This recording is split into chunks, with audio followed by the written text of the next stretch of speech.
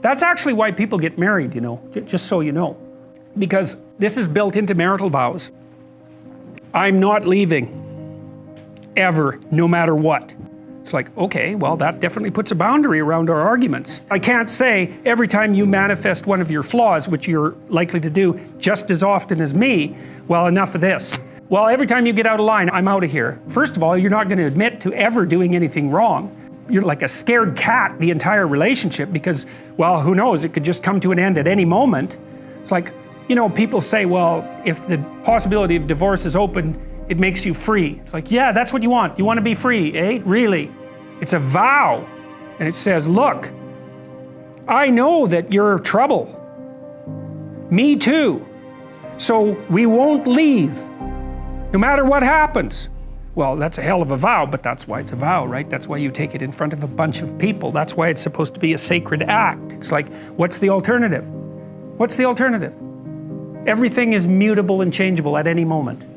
Well, go ahead, you live your life like that and see what you're like when you're 50. Jesus, it's dismal. 2 or 3 divorces, your family's fragmented, you've got no continuity of narrative, and it's not good for the kids, not by any stretch of the imagination. And so, it's a form of voluntary enslavement, I suppose, but it's also equivalent to the adoption of a responsibility, and there's more to it than that. If you can't run away, then you can solve your problems. Because it might be, okay, well, I'm stuck with you. So how about we fix things?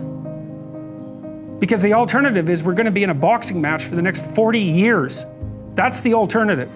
So, and you think you're going to fix problems without something like that hanging over your head? There isn't a chance. You'll just avoid them because that's what people do. It's really hard to solve problems, especially in a relationship.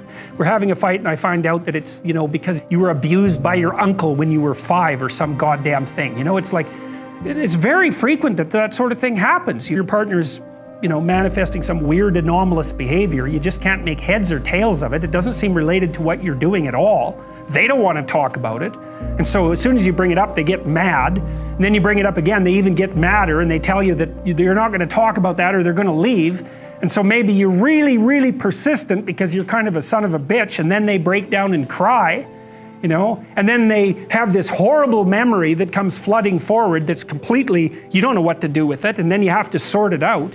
It's like, you think you're going to do that unless there's a good reason? You have to know, we better sort this out or we're going to be carrying it around for the next 40 years. That maybe is enough motivation so you'll actually try hard to solve a problem. It's a lot easier to say, well, sorry, we're not going there. But then, good, you'll have it every day, every goddamn day for the rest of your life.